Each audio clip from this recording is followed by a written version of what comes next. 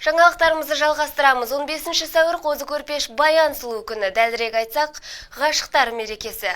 Айтулы күнге орай Сарыағаш аудандық жастар ресурстық орталығының ұйымдастыруымен өңіріміздегі өнерлі жастар арасында бозбала мен бойжеткен атты байқау болып өтті. Ұлттық салт дәстүр мен әдет ғұрпымызды өскелең ұрпақтың бойына сіңіруге бағытталған сын сайысын толығырақ Майра Нұрмахан айтып берсін. Жас ұрпақтың санасына өзгенің емес, өзіміздің ұлттық құндылықтарымыз бен сүйіспеншілігімізді қалыптастыру керек. Себебі өзгелер салған сүрлеуге түсіп, бөтен іздің шаңын жұту Сарыағаш жастарының таңдауы емес. Осыны мақсат тұтқан аудандық жастар ресурстық орталығы талантты және жалынды жастарға қолдау білдіріп, бозбала мен бойжеткен атты байқауын өткізді. Сайыс алдында аудандық ішкі саясат бөлімінің басшысы байқаудың мән-мағынасын түсіндіріп, әлімсақтан қалыптасқан ұлттық болмысымыз турасында сөз қозғап, қатысушыларға сәттілік тіледі. Бүгін аудандық жастар ресурстық орталығының ұйымдастыруымен бозбала мен бойжеткен атты аудандық байқау өтіп жатыр. Қазақтың дәстүрінде сонау ерте заманнан келе жатқан лирикалық жырларда айтылатын қоз бен баянның, төлеген мен жібектің, қамбар мен назмының, қоңлады мен құртқаның, ертағы мен арманыстың махаббаттарын біздің дәстүрімізде шынына келген кезде қазіргі жастардың бойында сіңірді. Және сонымен бірге осы қазіргі өскелең жас бойында ұлтына, салт дәстүріне деген махаббат ояту мақсатында өтіп жатқан шара. Бүгінгі шараға қатысушыларға сәттілік. Әрине байқау болғаннан кейін біреу жоғарыдан көрінеді, біреу кішкене сәл жетіспей жатады. Бірақ дегенмен де осы сіздердің барлықтарыңыз сәттілік болып, бақтарыңыз жанып, биіктен көріне беруіңізді тілектеспін. Сайысқа қатысуға кілең бірі-бірінен оза шапқан жас дарындар ниет білдірген. Сарыағаш ауданына қарасты бірнеше ауыл аймақтардан атап айтар болсақ, Құркелес, Жібек жолы, Тегісшіл, Көктерек, Әлімтау және Жартытөбе ауылдық округтерінен жалынды жастар бақтарын сынады. Өнерпаздар 4 аталым бойынша сынға түсті. Ал қатысушылардың өнерін Қарақылды, Қақжарған, Әділқазы алқалары бағалап отырды. Байқаудың алғашқы шарты бойынша өнерлі жастар өздерін жыр шумақтарымен театрландырылған көрініспен таныстырып өтті.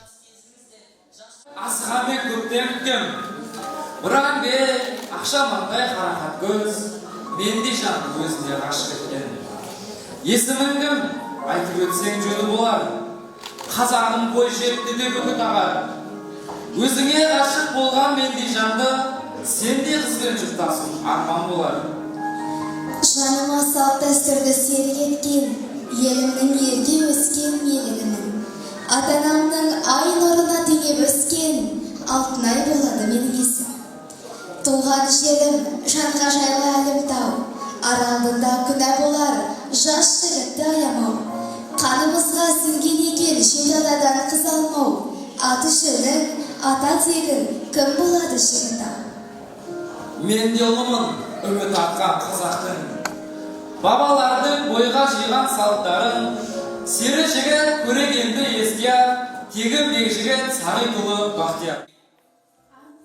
Кейінгі кезең өнерлі болсаң қанекей. Жұптасқан қатысушылардың өз өнерін көрсетуіне арналды. Бойларындағы бұл дарынын көпшілікке көрсете отырып, жиылған жұртты таңдай қақтыруға тиіс. Одан соң 3-ші шарт бойынша сайыскерлер кешкі киім сән үлгісін көрсетті. Ал кейінгі кезең ұлы дала махаббаты деп аталды. Бұл ақтық сында қатысушылар 100-ден жүйрік, 1000-нан тұлпар екендігін танытуы ләзім. Жалпы қатысушылар бұл байқаудың берер тәлімі мол екендігін айта отырып, қазақ халқының тарихын толық меңгеруге мүмкіндік береді дейді.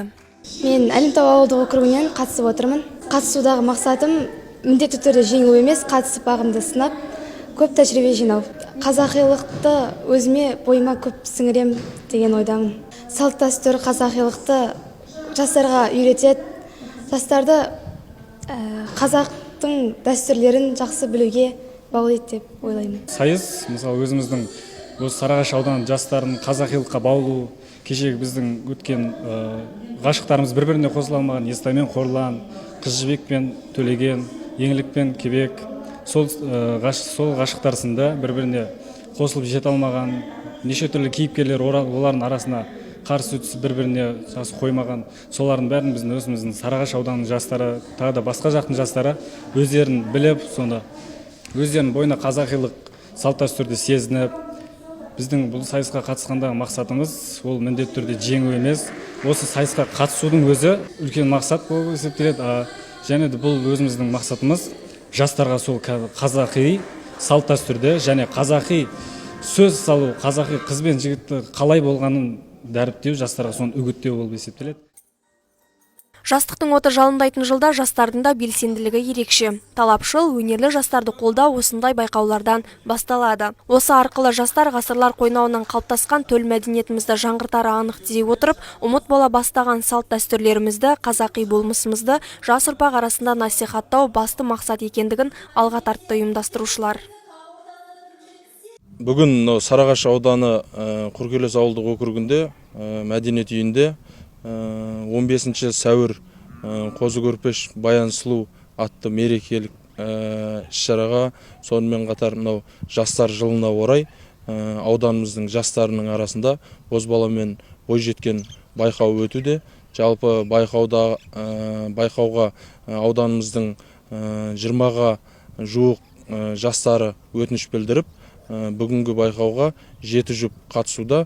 Жалпы бұл іс-шараны ұйымдастырудағы мақсатымыз мынау жастар арасындағы ең бірінші мынау достық қарым-қатынасын нығайту, сонымен қатар мынау қазақтың баяғы мынау салт дәстүрін әрі қарай мынау жастар арасында дамыту, сонымен қатар мынау жастарды жан-жақты қолдау, мынау жастар жылында талантты жастарды қолдау, жастардың бос уақытын тиімді пайдалану болып табылады.